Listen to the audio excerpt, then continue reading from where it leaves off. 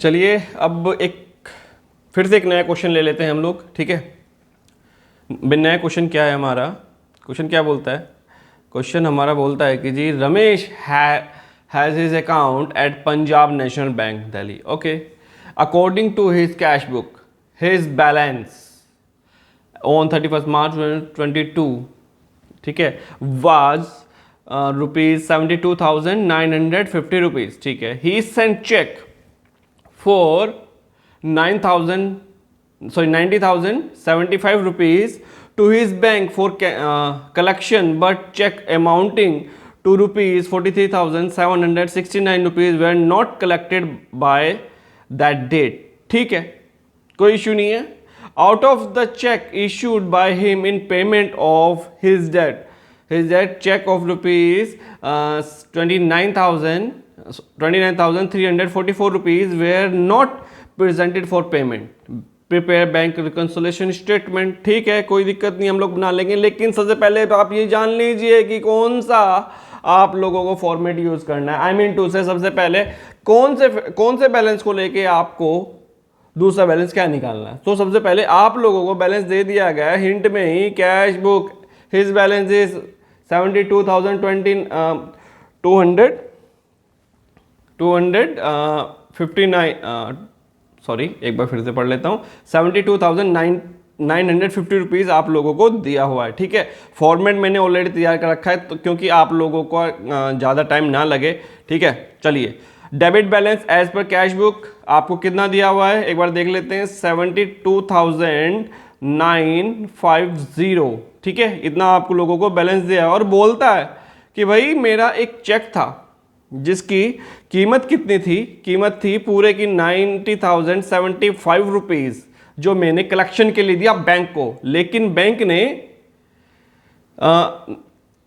ने कलेक्ट नहीं किया है 769, ठीक है, इतने कलेक्ट नहीं हो पाए हैं, इतने के हम लोगों ने चेक दिए थे। तो हम लोग क्या करेंगे, एक छोटी सी एक बात बोलता हूं, आपने चेक दे दिए बैंक को, चेक आते ही आपने कैश बुक में एंट्री डाल ली होगी, कैश बुक में डेबिट साइड से आप लोगों ने बैंक कॉलम को बढ़ाया होगा, ठीक है, कितने अमाउंट से, 90,075 रुपीज़ से, आप 90,075 रुपीज़ से आप लोगों ने बढ़ा लिया होगा। लेकिन पता चला भाई 31 मार्च तक हुआ क्या है कि भाई हमारे अकाउंट में ये वाला जो 43,769 रुपीज़ है ये हमारे अकाउंट में आए ही नहीं है उस डेट तक, बाद में आए हैं। सो इतने अमाउंट से हमारा पासबुक कम है, तो हम लोग क्या करेंगे भाई, इसको भी हम लोग कम कर लेंगे। क्या करेंगे, कम कर लेंगे। तो लिखेंगे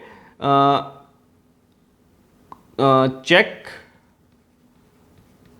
नॉट क्लियर, कि चेक क्लियर ही नहीं हुए, कितने के, 43,769, ठीक है, इतने अमाउंट का चेक क्लियर ही नहीं हुआ है, ठीक है, कोई इश्यू नहीं है। लेकिन हम लोगों ने भी किसी को पेमेंट करने के लिए चेक दिए थे, लेकिन अब तक वो पेमेंट के लिए आई नहीं है, ठीक है। तो यानी कि हमारी पासबुक बढ़ी हुई है, और कैश जब हम लोग किसी को चेक देते हैं तुरंत कैश बुक में एंट्री डाल देते हैं कि भैया कैश बुक में ये एंट्री डाल दो फटाफट से, ठीक है, कि भाई इतने की हम लोगों ने पेमेंट कर दी है, कितने की, 29,344 रुपीज़ की आप लोगों ने पेमेंट कर दी क्रेडिट साइड में, कैश बुक की क्रेडिट साइड में, बैंक कॉलम में आप लोगों ने क्रेडिट कर दिया होगा, बिल्कुल ठीक है। लेकिन आपने तो क्रेडिट कर दिया, लेकिन पासबुक में एंट्री नहीं हुई है क्योंकि अभी तक चेक आया ही नहीं है पेमेंट के लिए, ठीक है। तो यानी कि हमारे पासबुक बढ़ी हुई है। तो हम लोग क्या करेंगे, cheque not presented for payment, cheque not receive कर लीजिएगा, cheque not receive presented for payment, कितना, 29,344।